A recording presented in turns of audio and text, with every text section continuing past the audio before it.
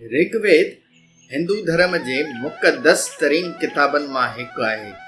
सन 1500 खां 1000 क़ब्ल मसीह दरमियान तरतीब ॾिनल इन वेद में मुख़्तलिफ़ देवताउनि, फितरी क़ुवतुनि ऐं काइनात बाबति मंतर शामिल आहिनि, जिन मंझि पाण खे क़दीम इंसानी सोच, अक़ीदनि ऐं समाजी ज़िंदगीअ जी झलक मिले थी।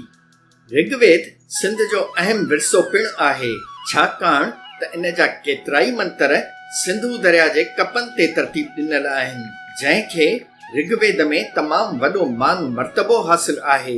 हिन प्लेलिस्ट जो मक़सदु सिंधी माण्हुनि खे पंहिंजे अज़ीम विरसे सां रोशनास कराइणो आहे। वारे वारे सां ऋग्वेद जे समूरनि मंतरनि खे असुल संस्कृत में दुरुस्त उचार सां ॿुधंदासीं। उन्हनि जो मंज़ूम सिंधी तर्जुमो बि पढ़ंदासीं। सिखंदा रहो। सिंधी साइंस चैनल ॾिसंदा रहो।